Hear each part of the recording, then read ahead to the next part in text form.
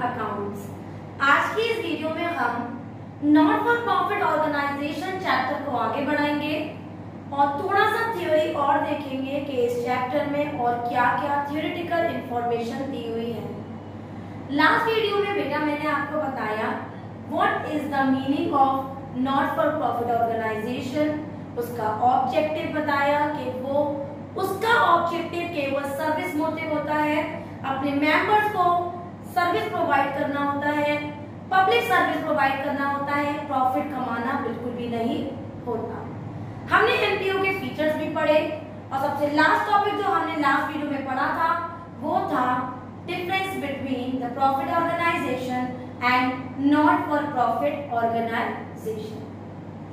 आज की इस वीडियो में मैं आपको बताऊंगी कि हमारा जो प्रॉफिट ऑर्गेनाइजेशन के जो हम चैप्टर पढ़ते थे बेटा, चाहे वो 11th में पढ़े हो, चाहे वो 12th की पार्टनरशिप में थे, चाहे वो कंपनी अकाउंट में थे, they all are having their single motive that is earning profit। और जो फाइनेंशियल स्टेटमेंट उसमें प्रिपेयर करते थे हम 11th का, अगर मैं आइडेंटिफाई करूं तो चैप्टर था फाइनेंशियल स्टेटमेंट, और उसमें हम बनाते थे बेटा, सबसे पहले बनाते थे ट्रायल बैलेंस का डेटा ले आते थे ट्रेडिंग एंड P&L अकाउंट में, और उसका net profit, net loss, gross profit, gross loss हम ले जाते थे हमारी बैलेंस शीट में। हमारे नॉट फॉर प्रॉफिट ऑर्गेनाइजेशन में हम थोड़ा सा डिफरेंट है। तो what are the accounts for the financial statements of not for profit organisation? 3 accounts इसमें फाइनेंशियल स्टेटमेंट में बनते हैं। सबसे पहला होता है बेटा रिसिप्ट एंड पेमेंट अकाउंट, जिस इंफॉर्मेशन को देखकर हम बनाते हैं हमारा next account that is income and expenditure account, और उसकी इंफॉर्मेशन मतलब सरप्लस एंड डेफिसिट्स को आगे फर्दर ले जाते हैं हम balance sheet of not for profit organisation. तरीका वही है कि हमारी बैलेंस शीट इक्वल आनी चाहिए और ये प्रूव करता है कि हमारे सारे स्टेटमेंट्स एकदम करेक्ट हैं। एक एक करके देखते हैं ये what are the meaning of these all statements। Number 1, receipt and payment account, what is the nature of it and what are the things which are included in the receipt and payment account। दूसरा income का, expenditure account का भी पढ़ेंगे और balance sheet में भी देखेंगे कि ये क्या होती है, इसका मीनिंग क्या है। तो सबसे पहले मैंने लिखा हुआ है तीनों अकाउंट के नाम जो इसमें बनते हैं financial statements. Number 1 is receipt and payment account. It is the summary of cash receipt and cash payments during an accounting period. Receipt shows on the debit side and all the payments are shown on the credit side। जैसे बेटा हम class 11th में cash book बनाते थे और cash book में सारा receipt cash का डेबिट साइड आता था और सारा पेमेंट कैश का क्रेडिट साइड में आता था। बिल्कुल सेम उसी ऑर्डर में हमारा रिसिप्ट एंड पेमेंट अकाउंट बनता है, जिसमें all the cash receipts come on the debit side and all the cash payments comes on the credit side. केवल कैश ट्रांजैक्शंस इसमें शो होते हैं, क्रेडिट ट्रांजैक्शंस नहीं आते। तो इसके फीचर्स हैं, पहला cash basis of accounting only records the cash transaction whether the cash is received और इट इज पेड। दूसरा based on real rule, what comes in what goes out का रियल रूल पे ये नेचर है इसका real rule का। Record all the cash transaction whether current year, previous year और next year. Cash के transaction दिखाता है चाहे वो पैसा प्रीवियस ईयर का हो, करंट ईयर का हो या आने वाले नेक्स्ट ईयर का क्यों ना हो।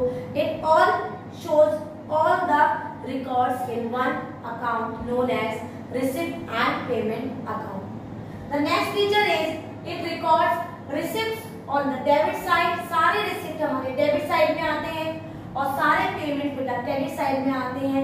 This is the meaning and the features of receipt and payment account. अब देखते हैं what is the meaning of income and expenditure. Next है हमारा बेटा इनकम एंड एक्सपेंडिचर अकाउंट। नाम जरूर इनकम एंड एक्सपेंडिचर अकाउंट है, लेकिन इसका अकाउंट इस तरह से बनता है expenditure amount, income amount.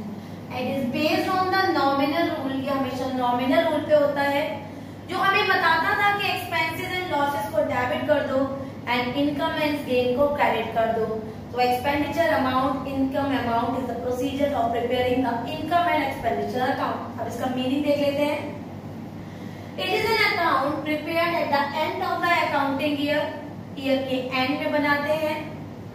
To determine the surplus and deficit of the organisation, जैसे क्लास 11 में हम ट्रेडिंग एंड P&L अकाउंट बनाते थे और P&L अकाउंट में बच्चे हम इंटरनल एक्सपेंसेस डेबिट में और इनकम्स को हम क्रेडिट में दिखाते थे। अगर हमारी इनकम साइड ज्यादा होती थी और इंटरनल एक्सपेंसेस साइड कम होती थी तो बैलेंसिंग नेट प्रॉफिट से होती थी, और अगर हमारी इनकम साइड कम और एक्सपेंसेस ज्यादा तो हमारी बैलेंसिंग नेट लॉस से होती थी।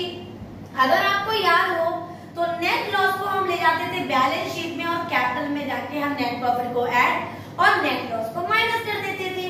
यही सेम प्रोसीजर हमें इनकम एंड एक्सपेंडिचर और बैलेंस शीट में फॉलो करना है। क्या करना है, हम एक्सपेंडिचर को डेबिट में और इनकम को क्रेडिट में लिखेंगे। अगर हमारी क्रेडिट साइड ज्यादा और बच्चों एक्सपेंडिचर साइड कम है तो बैलेंसिंग सरप्लस से होगी नेट प्रॉफिट की तरह, और अगर हमारी एक्सपेंडिचर ज्यादा और इनकम साइड कम है तो बैलेंसिंग डेफिसिट से होगी, जस्ट लाइक P&L अकाउंट। और पहले इसको कैपिटल में ले जाके ऐड माइनस करते थे, अब क्या करेंगे, बैलेंस शीट में वैसा ही एक वर्ड होगा कैपिटल फंड। सरप्लस आया है तो कैपिटल फंड में ऐड, और अगर बेटा डेफिसिट आया है तो कैपिटल फंड में से माइनस। तो यही चीज मैंने यहाँ लिखी हुई है, at the end of the accounting year to prepare the surplus और determine the surplus or deficit in the year. When credit side is more than debit side, it is surplus, and when debit side is more than credit side, it is deficit. Clear? Surplus is added in the capital fund in the balance sheet, जो मैंने अभी आपको बताया, and deficit is deducted in the balance sheet with the capital fund. वही चीज है बेटा जैसे हम 11 में करते थे कि नेट प्रॉफिट आ गया तो कैपिटल में ऐड और नेट लॉस आ गया तो कैपिटल में माइनस। लेकिन अब क्या करेंगे, कैपिटल फंड में प्लस अगर सरप्लस है और कैपिटल फंड में माइनस अगर डेफिसिट है। इसके फीचर्स देख लेते हैं। बेस्ड ऑन नॉमिनल रूल, क्योंकि एक्सपेंसेस को डेबिट कर रहा है और इनकम को credit. Shows only current year, income and expenses केवल करंट ईयर को दिखाता है, प्रीवियस और नेक्स्ट ईयर के डेटा को ये इग्नोर कर देता है। Accrual basis of accounting, accrual basis of accounting मतलब both cash as well as credit transactions are recorded in the income and expenditure account. अब हमारा तीसरा जो स्टेटमेंट बनेगा बेटा उसे कहते हैं balance sheet. The statement showing the financial position of the organization is known as balance sheet. It is prepared just as we prepare in the profit organization. इस तरह से सेम फॉर्मेट बनेगा बेटा। Liabilities amount, assets amount और ऊपर लिखा है balance sheet और यहाँ पर एज ऑन, राइट। एसेट सारी हम एसेट साइड दिखाएंगे और लायबिलिटीज में कैपिटल फंड और सारी लायबिलिटीज दिखाएंगे। कुछ टर्म्स आपको नहीं लगेंगी जिसको डिस्कस मैं अपनी कल की वीडियो में करूंगी।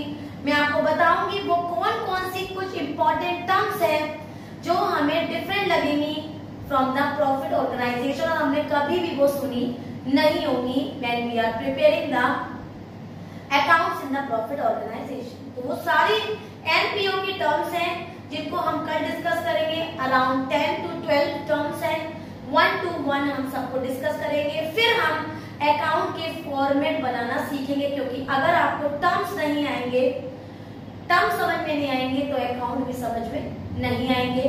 आज हमने तीनों अकाउंट के बारे में पढ़ा, उनका क्या मीनिंग है, क्या फीचर है और किस तरह से वो प्रिपेयर करते हैं। वीडियो समझ में आई हो, सारे पॉइंट्स थ्योरेटिकल क्लियर हो गए हो तो मेरी वीडियो को लाइक करें, शेयर करें और मेरे चैनल को सब्सक्राइब जरूर करें। Thank you.